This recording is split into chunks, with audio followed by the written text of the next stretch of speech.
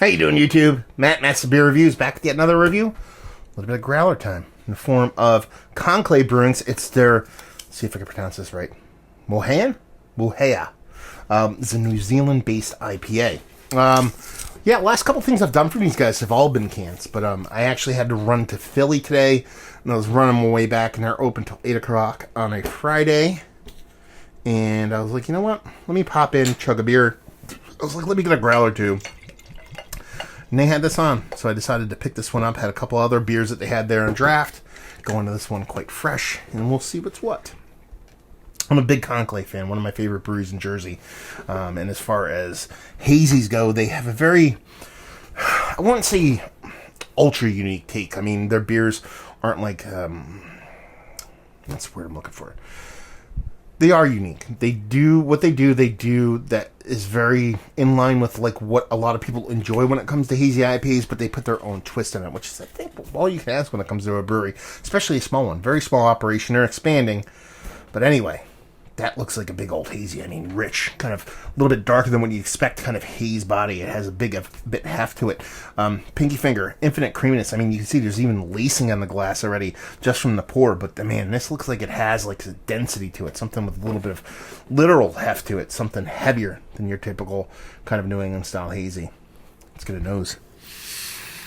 I mean, when I think of New Zealand hops, the first thing that pops into my head is kind of like a scallion onion vibe, because my first kind of exposure, major exposure to a lot of New Zealand hops, a lot of it came through homebrew and Mutika. I call it Mutika. A lot of people call it Mutueka. That was like the hop that really kind of introduced me to a lot of New Zealand style hops, and that was the big thing I got off it, was that scallion onion thing. You're definitely getting it in here. It's not super in your face, but you're definitely getting in there. But there's this rich kind of tropical fruit, papaya, rich, overly ripened melon thing on the other side of things. So there's a big, huge kind of waft of a bunch of different things going on here, led by that oniony, scalliony, ranky vibe with that nice kind of rich, overly ripened kind of tropical fruit. Not overly sweet, but you know there's going to be a decent sweetness to it. I mean, this is rank. This is deep and dirty. This is gutter level stuff. I mean, this is mean mugging kind of IPA. I kind of dig it. Let's dive in. Cheers.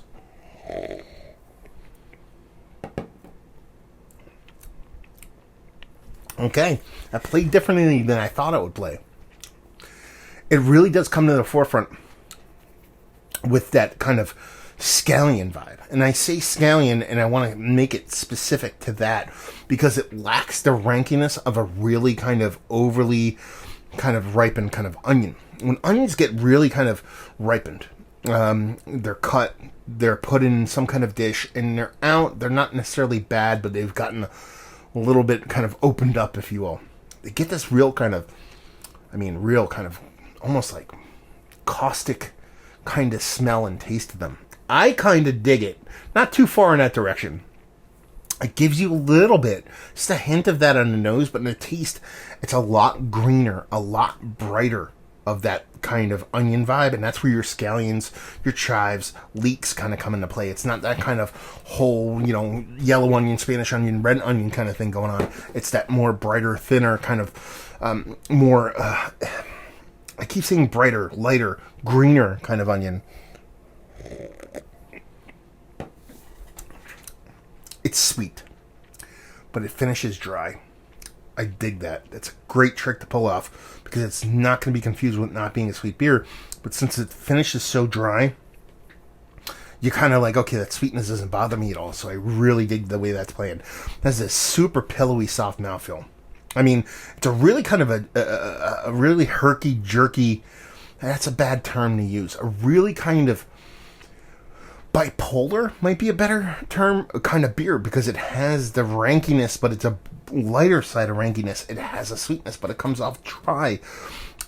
It's kind of a mean, like I said, mean mugging kind of bully of a beer, but it has this softness to it. So it's very much two different personalities kind of back and forth in a beer, and that's really fun. When you have these kind of new school beers that kind of, and this is what I was trying to say at the beginning that I so not eloquently fucking illustrated, is that this has the basis of what a lot of people dig in today's kind of new school kind of IPA world. It has the haze, it has the fruit components, it has a green rankiness to it.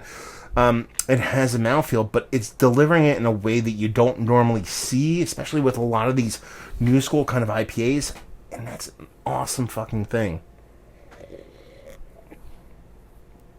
Drinks its ABV as far as sensing the actual alcohol in it. Drinks its ABV as far as impact goes. This is a really good beer. I mean, this is probably one of my more favorite hazies that I've had as of late. You know, there are probably ones that have really done me maybe better than this, that are more kind of traditional in style, but this is very much in that kind of hop butcher kind of vein, to where the hops are being presented in such a unique fashion that it just kind of piques my interest and makes me a little bit more happy with it. More interesting than just boilerplate delicious, I guess you would say. Yeah, this is really tasty stuff. I really dig this. Very good, man. I dig this. Yeah. Glad I got a growler of it.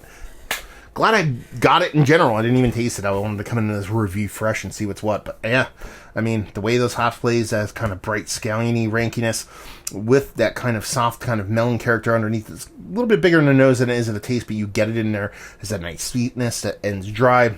Super pilly mouthfeel. Done and done all day with this. Let's talk about it. One of the better hazies I've had of late. Yes. I don't know. I don't think it's Mount Rushmore status, but it wants to be there, and it's eking close. Bagged availability. Want to say you paid $10 for 32 ounces? I'll do that and leave you with, if you like what, will you like this? If you like new school hazies, you like that green scallion ranky thing, and you like unique plays on beer. If you have breweries that like to fuck around with hops, whether it be the Hop Butchers of the world, the Twin Elephants of the world, those breweries that really kind of fuck around and go a little bit goofy, I think you like this. And if you like good haze in general, so do you all kinds of proper. So there you go. Another review in the books. Hopefully you guys enjoyed it. Down there if you want to talk about it. Massive Beers if you want to check me out doing the social media stuff. Beer Massive if you want to check me out doing the whole burps and podcasting thing. Hopefully you guys enjoyed the review. Hopefully you're enjoying this little haze jam right now. And hopefully see you next time. Cheers.